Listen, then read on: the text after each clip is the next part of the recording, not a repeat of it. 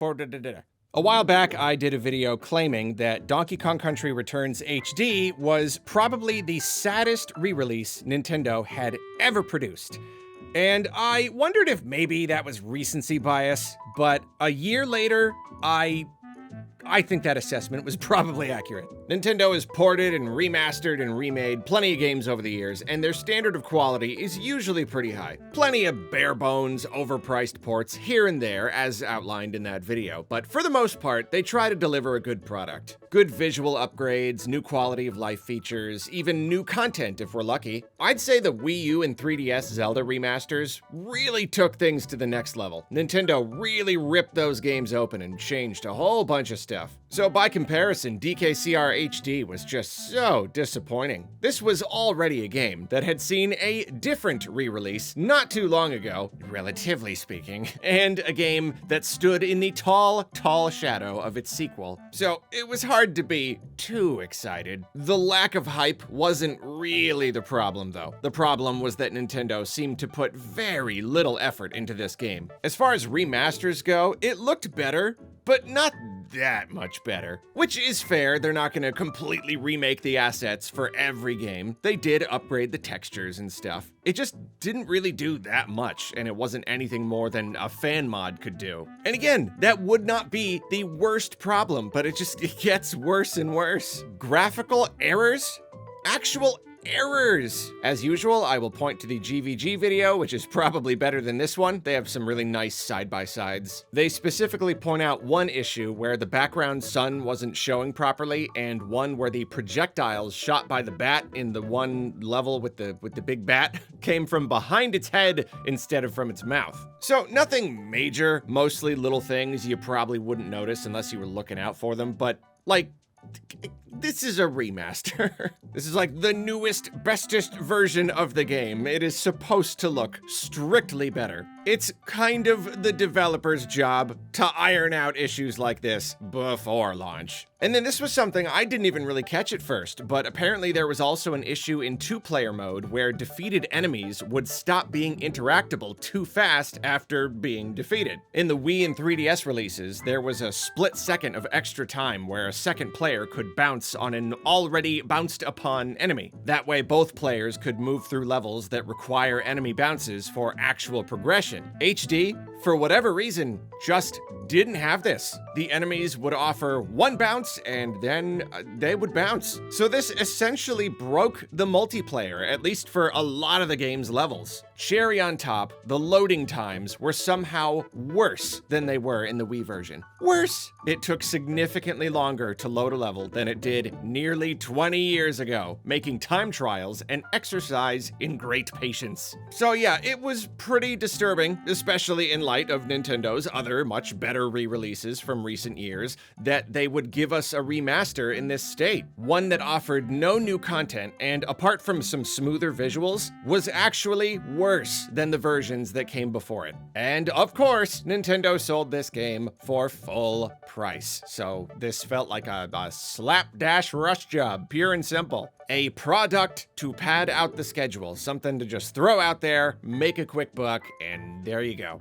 It seemed a sure thing that Nintendo's plan all along was to just release the game and forget about it forever. I mean, a patch was technically always on the table, but I don't know, after a couple of months, I think we just kind of assumed that the whole affair was behind us. And yet, almost exactly a year later, Nintendo did end up updating the game. No, they did not just update the game.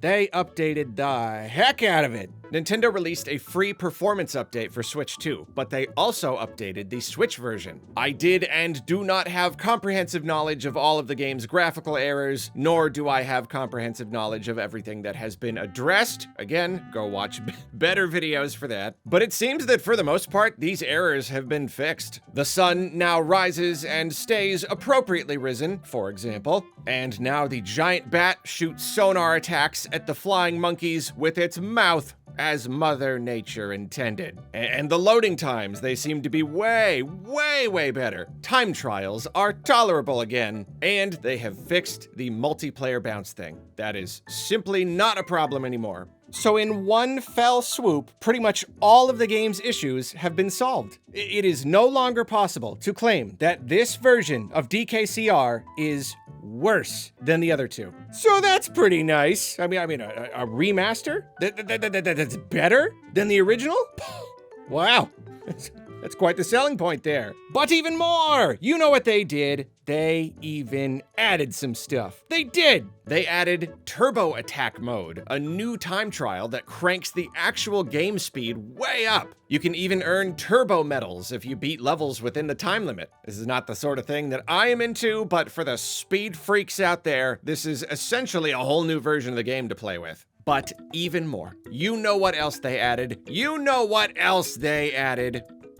A Brazilian Portuguese language option, which opens the game up to a new demographic. Awesome. And they also added Dixie. This one is wild. This one is so left field. Like, no one was necessarily asking for this. It didn't even really seem like it was on the table, but like, obviously it's so appreciated. I mean, was it like a consolation prize or something? They could have just stopped with the big fixes. We would have been pretty happy, but they were like, sorry we sold you such a disappointing remaster and then didn't fix it for a year. Here is one Dixie Kong for your troubles. Don't spend it all in one place. I mean, I really do think this was a good move. I, personally, only use Dixie as my partner in Tropical Freeze. You could maybe argue that Diddy gives you more distance. I don't know, Dixie feels strictly better to me. So many of the game's ledges and collectibles are placed just out of the reach of regular jumps, which I think is on purpose. You gotta be clever with your speed buildups and your enemy bounces and all that stuff. So it is weird that she just kind of bypasses all that. She makes the game easier in a way that kind of feels like cheating,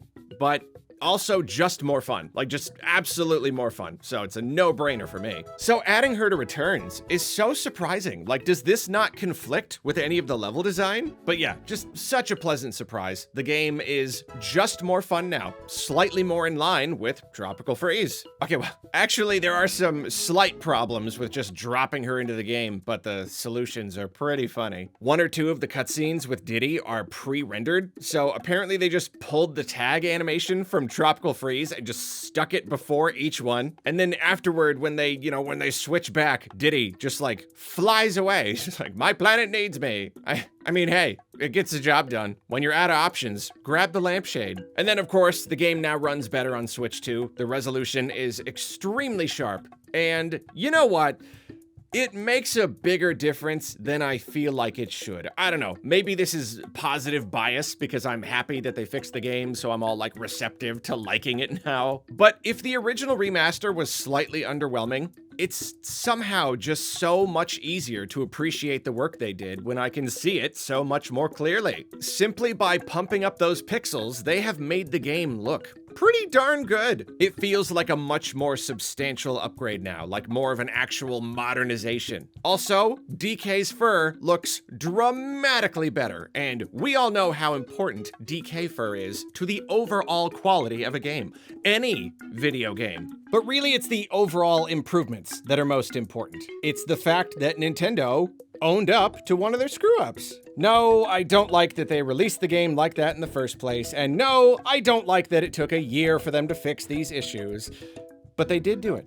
They did do it, and I think that's worth something. What makes this perhaps even better, though, I feel like this is an example of something kinda new that Nintendo's been doing. I don't want to go into too much detail here. I'm kind of toying with the idea of turning this into its own video, even though I also recognize that not everyone would want to see a video about this. You know, talking about Nintendo is weird right now. I know you're probably sick of hearing me say that, but it's true. I absolutely think that they are deserving of a lot of criticism. They've definitely let the easy success of the Switch go to their heads, and in many ways, they are totally pushing it. But I also don't believe they just changed overnight and now they're this super evil company, like many people seem to. I think the issue is complicated. I think more radicalized, binary, black and white thinking is not what the world needs right right now. Like when Nintendo was popular, I was called out for being too critical and negative, and now that they're the bad guys, I'm called out for defending them, bootlicking, etc. When in reality, they have always done good things that I like, which I praise, and then things I don't like that are bad and I criticize. And I know many of you don't want to hear it, but I think that in a lot of ways, they have dramatically improved as a company. We've been through some dark, dark times, us Nintendo fans. Pre-Switch era Nintendo was so much more backwards than they are now, but they've been learning and changing. Not in all categories, obviously, but many of them. And it's frustrating because even just with the reveal of the Switch 2, there have been a lot of these positive things I've really wanted to talk about. These ways that I feel like they've grown. But yeah, who wants to hear that? Get with the times, Arlo. Nintendo is bad now, full stop. I have no doubt that this video just got a lot of downvotes the moment I said I don't think Nintendo is purely evil. This is the part of the video right here where I lose half my audience. Point is, there was once a time when Nintendo would ship a game and be done with it.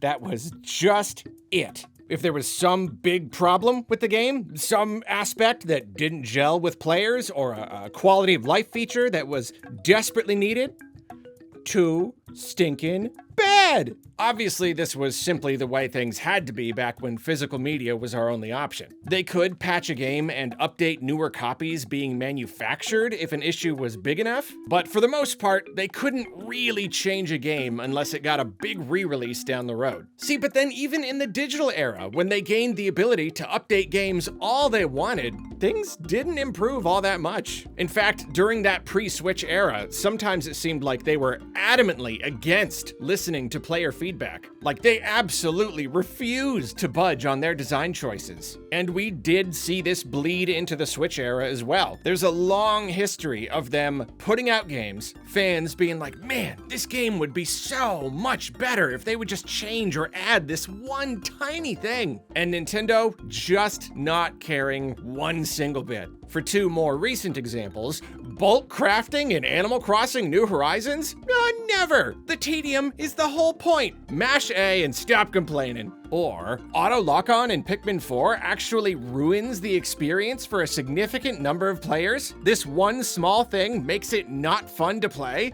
Oh well, stinks to be you. There was something of a precedent for fixing games, but for a while it seemed like they were only willing to do it with full-blown re-releases, years after the fact. Earlier I mentioned the Zelda remasters, and with Wind Waker, Majora's Mask, and Skyward Sword in particular, they really did consider the most prevalent complaints players had and did a lot to address them. But yeah, like it took such a long time to get those games. Then look at a newer game, Pikmin 3. It was a great game, but there was potential for improvement, and it didn't get any major fixes or QOL features until the deluxe version on Switch, despite the fact that Nintendo absolutely could have updated it at any time. But then, fast forward to today. Just within the last few months, Nintendo has surprise dropped these big fat updates on us for a number of games. And sure, the Animal Crossing update did come along with the Switch 2 edition, but all the QOL stuff, including bulk crafting, thank you, is present in the Switch version, including most of the new content.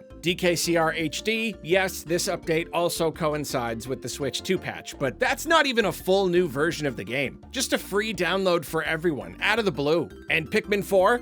Well, I do still think a Switch 2 edition is probably on its way, considering they didn't give us a performance upgrade. But such a thing is still, as of yet, unannounced. From our perspective, Nintendo just gave us this big ol' update out of the blue. And the new content and features are great, but nothing is better than the fixes and QOL stuff. And for all of these games, they haven't just smoothed over the rough edges. They have gone down the laundry list of problems and hit each and every item. They've meticulously addressed practically every single player complaint. They even gave us the option to disable the auto lock-on in Pikmin 4. I did not think they would do it. I assumed it was one of those design decisions we just had to deal with. And I'm so used to that mode of thinking that when they finally gave us the option, but they kind of screwed up how they did it, I assumed that was it, that was our one shot, it was blown, and now they would move on again. But no, they released another update, seemingly addressing our complaints exactly,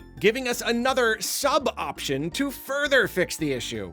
They still haven't nailed it 100%, but they've gotten pretty darn close. Again, I don't know if I want to turn this into a whole video or not. Maybe there aren't really enough examples to make my case yet. But I'm just saying that Nintendo taking a game and fixing essentially every single problem, at least the more surface level stuff like options and smaller features, is something that's been happening more and more as time passes. I'll admit, if it is true that these updates only exist because of the Switch 2, that does hurt my case a bit. Like, if it does turn out that Pikmin 4 is getting a Switch 2 edition, then yeah, these 3 recent examples can't really be considered out of the blue, necessarily. DK is the most out of the blue, if anything. We didn't think the game would ever be fixed, and I, for one, did not believe it to be high on the priority list for games that need Switch 2 patches. If Nintendo normally pulls the plug on development, so to speak, right after a game's release, and is only willing to significantly update it if they've got some other reason to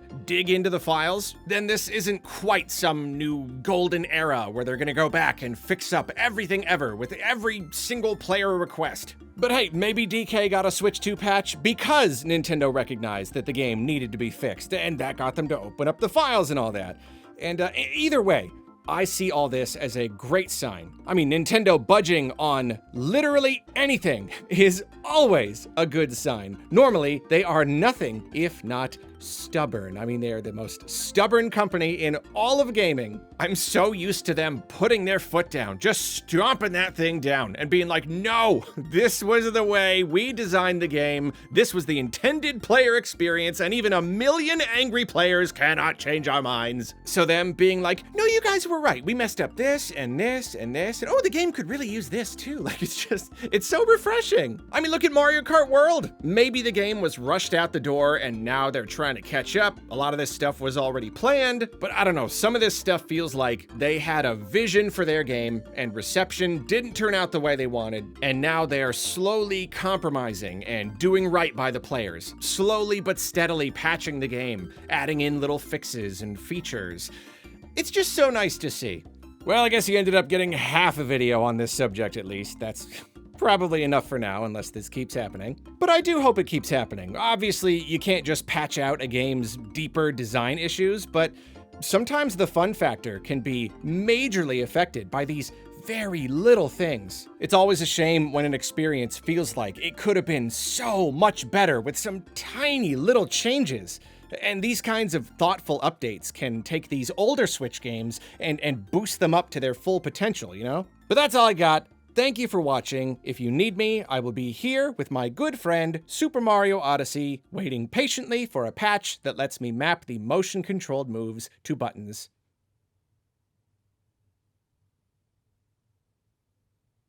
Okay, yeah, I think the ship's probably sailed on that one.